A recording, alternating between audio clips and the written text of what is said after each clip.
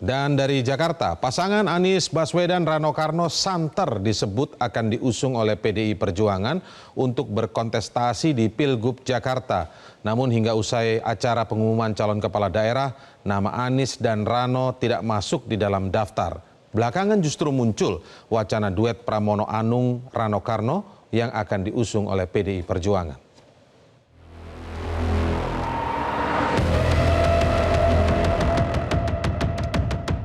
Nanti semuanya saya ajarin itu, siapa yang nggak mau nurut out gitu aja. Saya pusing karena mau ikut jadi PDI Perjuangan atau mau dompleng aja gitu loh, saya nggak mau lagi. Pada Senin siang 26 Agustus 2024, PDI Perjuangan kembali mengumumkan bakal calon kepala daerah atau Bacakada yang akan diusungnya di kontestasi Pilkada serentak 2024. Pengumuman gelombang ketiga untuk rekomendasi dan dukungan Bacakada ini digelar di kantor DPP PDIP di kawasan Menteng, Jakarta Pusat dan disampaikan langsung oleh Sekjen PDIP Hasto Kristianto. Ada 6 bakal calon gubernur dan bakal calon wakil gubernur, serta 38 bakal calon bupati dan bakal calon wakil bupati, serta 16 bakal calon wali kota dan bakal calon wakil wali kota, yang nama-namanya diumumkan langsung di hadapan Ketua Umum PDIP, Megawati Soekarno Putri. Salah satunya muncul nama mantan Panglima TNI Jenderal Purnawirawan Andika Perkasa sebagai bakal calon gubernur di Jawa Tengah. Selain itu, PDIP juga resmi mengusung pasangan Airin Rahmidiani dan Ade Sumardi di Pilkada Banten. Meski demikian, hingga usai pengumuman, PDIP belum juga mengumumkan sosok calon gubernur dan calon wakil gubernur yang diusungnya di Pilgub Jakarta. Sebelum waktu pengumuman, sudah santer beredar nama mantan Gubernur DKI Jakarta Anies Baswedan yang akan disandingkan PDIP dengan kadernya Rano Karno, Gubernur Banten periode 2015-2017 di Pilgub Jakarta.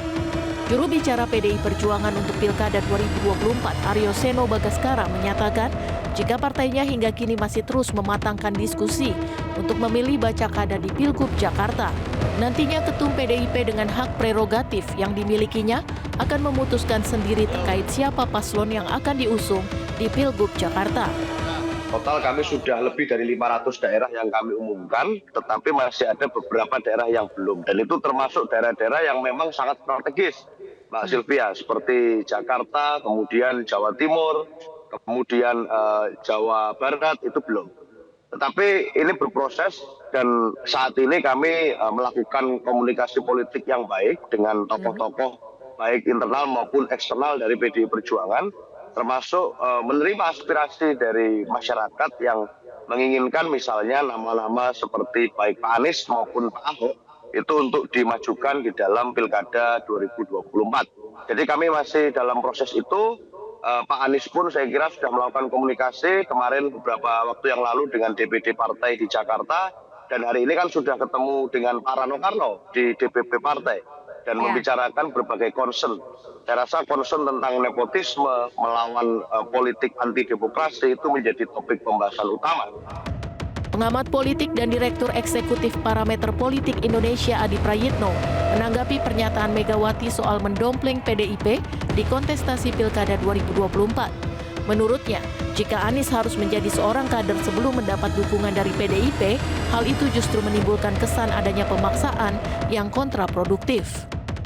Ya, kalau kita sebenarnya tidak pernah tahu persis apakah PDIP itu mewajibkan kepada Anies untuk menjadi kader, untuk diusung sebagai salah satu gubernur di Jakarta. Tapi kalau itu dilakukan sebelum pencalonan, khawatir itu justru kontraproduktif karena ada kesan pemaksaan supaya Anies memiliki kartu anggota dan menjadi bagian dari PDIP. Kalau mau sebenarnya biarkan Anies itu independen, biarkan Anies tidak berpartai, toh ini bentuk kerjasama antara PDIP dan Anies. Dalam banyak hal karena sifatnya kerjasama, saya kira PDIP tak punya dosa apapun. PDIP tak haram untuk melakukan kerjasama dengan pihak ataupun sosok yang sebenarnya selama ini saling bermusuhan. Toh yang menjadi wakil Anies itu masih dari kader PDIP. Yang akan menjadi runyam kalau kemudian calon gubernur dan wakil gubernurnya tak ada satupun dari pihak PDIP. Mungkin PDIP akan dipermasalahkan dalam konteks itu. Nama Anies Baswedan kembali menguat di Pilgub Jakarta setelah ada putusan MK nomor 60 yang mengubah syarat pencalonan. Anies bahkan sempat berkunjung ke kantor DPD PDIP Jakarta untuk membahas pencalonan dirinya. Dari Jakarta, Tim Liputan Metro TV. Jelajahi cara baru mendapatkan informasi. Download Metro TV Extend sekarang.